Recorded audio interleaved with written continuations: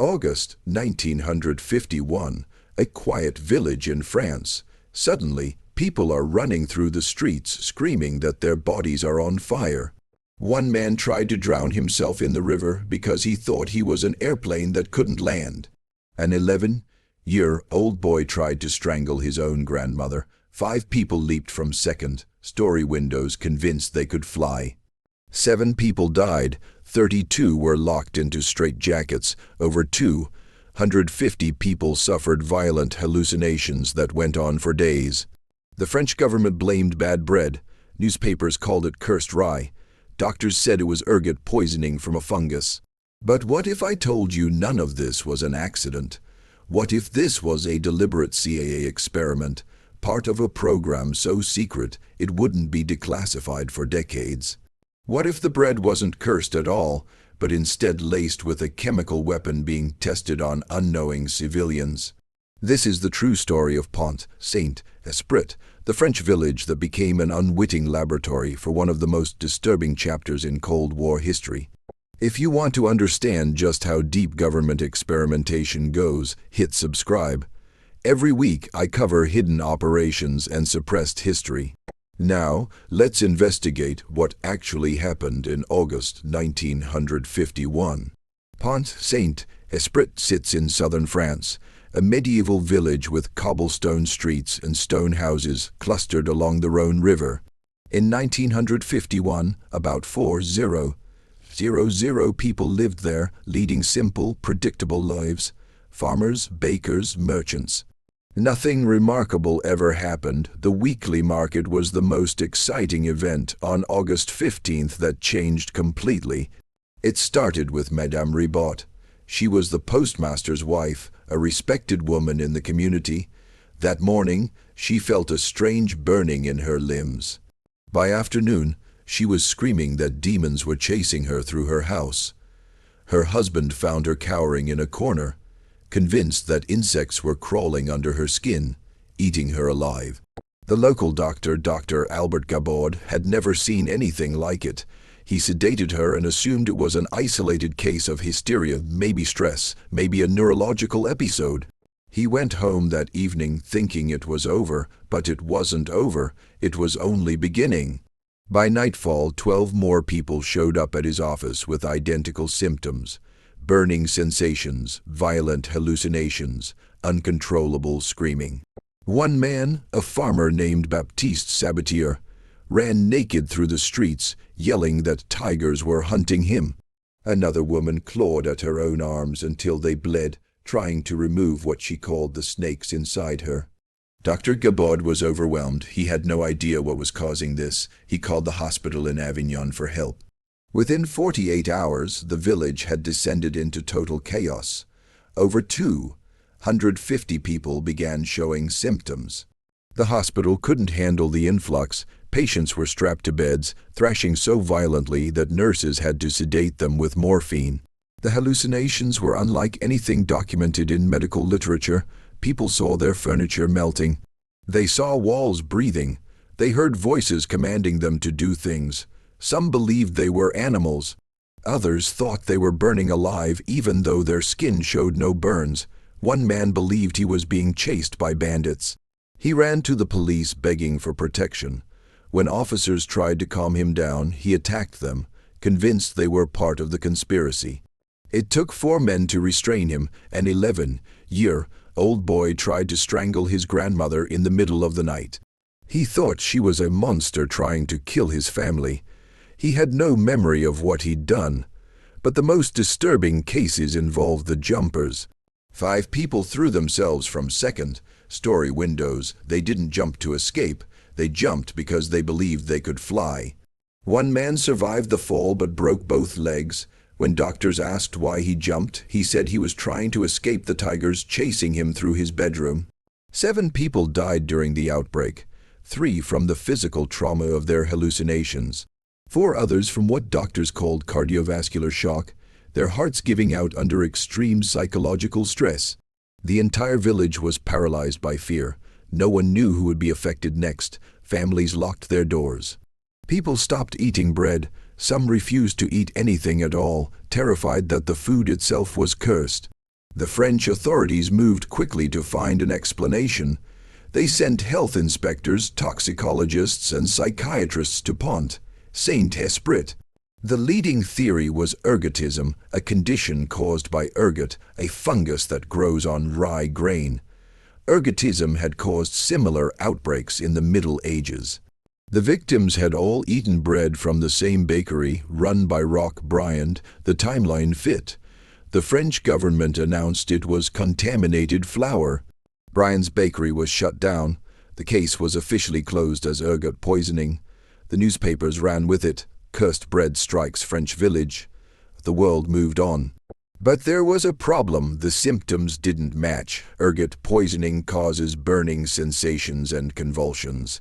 But it doesn't cause the kind of vivid, sustained hallucinations that the people of Pont, Saint-Esprit experienced. Victims might see flashes of light, but they don't see tigers, demons, and melting walls for days. Dr. Gabaud noted this in his reports, so did other doctors. The hallucinations were too intense, too visual, and too long, lasting to be explained by ergot alone. And the ergot levels found in Briand's flour were minimal, barely detectable, certainly not enough to cause an outbreak of this magnitude. One of those people was an American investigative journalist named Hank Albarelli. In 2009, nearly 60 years after the Pont, Saint-Esprit incident, Albarelli published a book called A Terrible Mistake: The Murder of Frank Olson and the CIA Secret Cold War Experiments. In it, he revealed documents he'd uncovered through Freedom of Information Act requests that told a very different story about what happened in that French village. According to Albarelli's research, the Pont, Saint-Esprit incident wasn't an accident. It was a deliberate experiment conducted by the U.S. Central Intelligence Agency as part of a classified program testing lysergic acid diethylamide on unwitting populations. LSD. To understand why the CIA would dose an entire village with LSD, you need to understand the Cold War paranoia of the early 1950s. The United States was terrified. The Soviet Union had just detonated its first atomic bomb. China had fallen to communism. The Korean War was raging, with American POW coming back different, some refusing repatriation, others spouting communist propaganda. American intelligence believed the communists had developed mind control techniques. If the enemy could turn captured soldiers into propaganda weapons, traditional military advantage meant nothing. The CIA became obsessed with catching up. They needed to understand how the human mind could be manipulated, broken down, and rebuilt. And they needed their own chemical weapons that could do the same thing to enemy soldiers. The CIA needed to catch up fast, and they weren't particularly concerned about ethics or legality. In 1953, the CIA officially launched MKUltra, a covert research operation focused on mind control and chemical interrogation.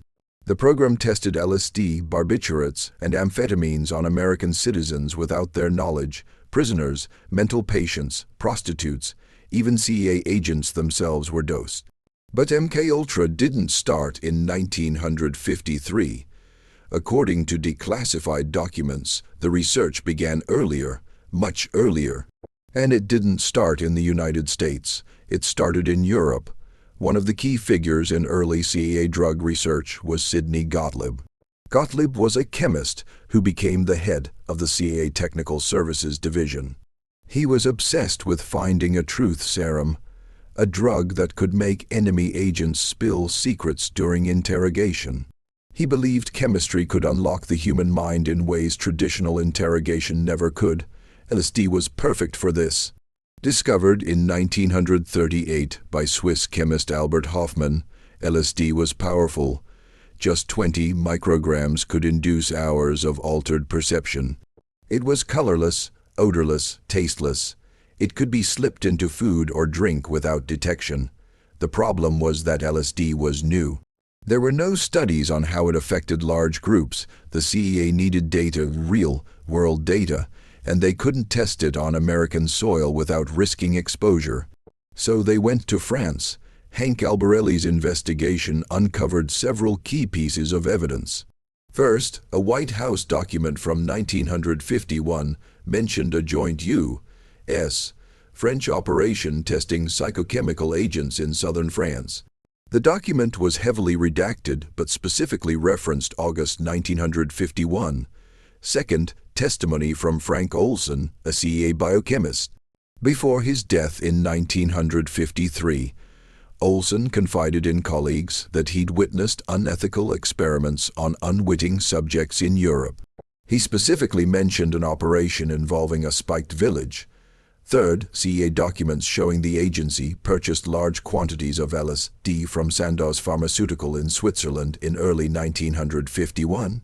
The timing matched the Pont-Saint-Esprit outbreak, but perhaps the most damning evidence came from the symptoms themselves. When you compare the Pont-Saint-Esprit victims' experiences to known effects of LSD, the match is nearly perfect. Vivid visual hallucinations, distorted perception, intense emotional experiences, paranoia, physical sensations of heat or insects on the skin, effects lasting 8 to 12 hours. Ergot poisoning doesn't cause these symptoms. LSD does, so how did they do it? How did the CEA dose an entire village without being detected? The most likely method was through the bread itself. Rock Bryan's bakery was the perfect vector. Almost everyone in town bought their bread there. The bakery produced about 300 loaves per day, distributed to homes, shops, and the local market. LSD is extraordinarily potent. A dose of 100 to 200 micrograms is enough to cause profound hallucinations. That's 0.00001 grams. A single gram of pure LSD could dose 10,000 people. Getting that amount into a 50-kilogram sack of flour would be trivially easy for someone with access to the supply chain. The CEA could have had an operative pose as a flour supplier or delivery worker, and introduced LSD into a batch of flour destined for Bryan's bakery. Another possibility is contamination at the mill level. France's flour industry in 1951 was centralized, with several bakeries getting their flour from the same mills. There's also the question of French cooperation. After World War II, France and the United States maintained close intelligence ties. French intelligence worked closely with the CEA on numerous operations throughout the 1950s. A French operative with local knowledge would have been invaluable, knowing which bakery served the most people, delivery schedules, and how to move through the village without attracting attention.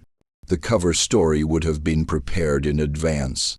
As soon as the outbreak occurred, French health officials immediately pushed the ergot poisoning narrative before completing any laboratory analysis. Dr. Guébaud noted that health ministry officials arrived within 24 hours and were already telling doctors this was ergot contamination before flour samples were even tested. This kind of rapid, coordinated response suggests pre-planning. Someone knew this outbreak was going to happen and had prepared the narrative in advance. There's also the matter of monitoring. If this was a CEA experiment, they would have wanted operatives on the ground documenting symptoms and tracking effects. Hank Albarelli's research uncovered reports from American agricultural observers who were in the Pont-Saint-Esprit region during August 1951. These observers had no clear agricultural mission, but they were there taking notes, and they left immediately after the outbreak subsided. The French government has never officially acknowledged CEA involvement in the Pont-Saint-Esprit incident. When Albarelli's book was published, French officials dismissed his claims as conspiracy theory. They maintained that ergot poisoning was the cause and refused to reopen the investigation. But some of the survivors weren't so quick to dismiss the CEA theory. In 2010, a group of former victims and their families filed a petition demanding that the French government release all classified documents related to the 1951 outbreak. The government denied the request, citing national security concerns. Why would a case of ergot poisoning from 1951 still be classified for national security reasons 60 years later? That question remains unanswered. There's another layer to this story. a layer that involves connections to covert Cold War operations, illegal human experimentation, and a pattern of behavior that the CIA would repeat for decades.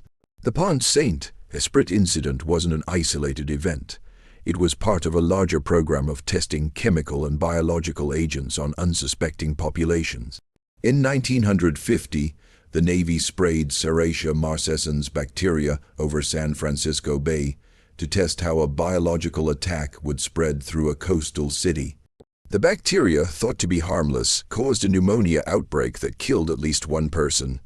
The Navy didn't inform local hospitals or doctors about what they'd done. In 1966, the Army released Bacillus globigii in the New York City subway system to study how pathogens would spread through underground transit networks during rush hour. The Army conducted this experiment during morning rush hour, exposing hundreds of thousands of commuters without their knowledge or consent. The CIA MKUltra program, which officially launched in 1953, conducted at least 149 separate projects involving drugs, hypnosis, sensory deprivation, and torture. They dosed prisoners at federal penitentiaries. They hired prostitutes to lure men to CIA safe houses where the men were drugged and observed through two-way mirrors. They gave LSD to mental patients who couldn't consent. One MKUltra subproject involved dosing customers at bars in San Francisco and New York. CIA operatives would spike drinks with LSD and follow victims to observe their behavior. Several experiments ended badly. Harold Blauer, a professional tennis player being treated for depression, died in 1953 after being given a massive dose of mescaline at the New York State Psychiatric Institute. His family was told it was a heart attack. The truth wasn't revealed until 1975. These operations were justified under the banner of national defense. The CIA argued that if the Soviets attacked America with chemical or biological weapons, the U.S. needed to know how those weapons worked. But that justification required human test subjects, and since these experiments were illegal under both American and international law, the test subjects couldn't know what was happening to them. The Nuremberg Code, established in 1947, explicitly stated that voluntary informed consent was absolutely essential for any medical experiment. The CIA knew they were violating these principles.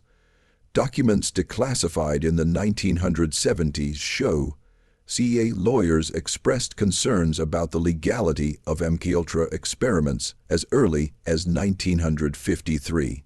But the programs continued anyway. MKUltra, the program that officially launched in 1953, conducted at least 149 separate projects involving drugs, hypnosis, sensory deprivation, and torture. The program dosed thousands of people without their consent. Many suffered permanent psychological damage. Some died. Frank Olson was one of them. His death in 1953 was officially ruled a suicide. But when his body was exhumed in 1994, forensic evidence suggested he had been struck on the head before falling from the window. In 2012, the Manhattan District Attorney opened a new investigation into Olson's death, treating it as a potential homicide. The investigation was closed in 2014 without charges, but the evidence strongly suggested that Olson had been murdered to prevent him from exposing CIA drug experiments. Olson's family received a settlement from the U.S. government in 1975 after the Church Committee hearings revealed the extent of MKUltra, but the settlement came with a gag order preventing the family from speaking publicly about the details of Olson's work. That gag order remained in effect for decades. What did Frank Olson know that was worth killing him over? According to colleagues who spoke to Hank Albarelli, Olson witnessed experiments conducted on prisoners, mental patients, and foreign nationals. He saw people die from drug overdoses. He saw people suffer permanent brain damage. He saw operations conducted in Europe that violated international treaties. And he saw what happened in Pont Saint-Esprit. Olson worked at Fort Detrick, the Army's Biological Warfare Research Center. His real work involved developing methods to deliver chemical and biological agents to enemy populations. In the summer of 1951, Olson traveled to Europe. His travel records show he was in France and Germany during July and August. Colleagues later said Olson returned from that trip deeply disturbed by what he'd witnessed. Norman Kernoyer, a colleague at Fort Detrick, told investigators that Olson confided in him about operations in Europe involving testing on unwitting subjects. Olson specifically mentioned a village where the entire population had been dosed with a hallucinogen.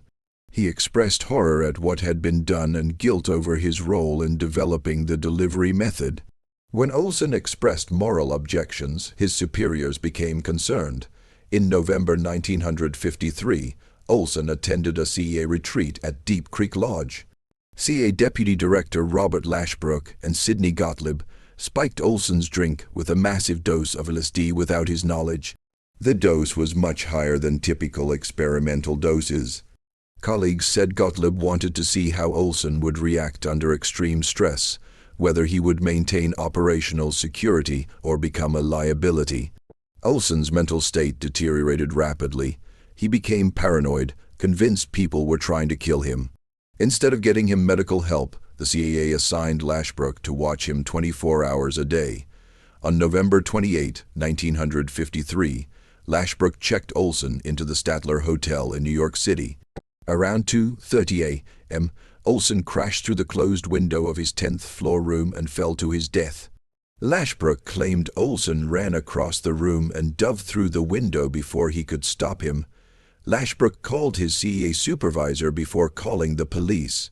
The official story was suicide brought on by LSD-induced psychosis.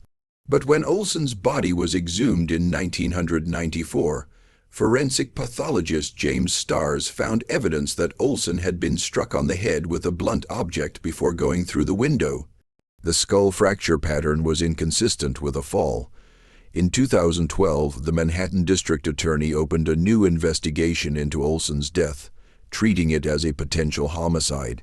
The evidence strongly suggested Olson had been murdered to prevent him from exposing CEA drug experiments. But in 2014, the investigation was closed without charges.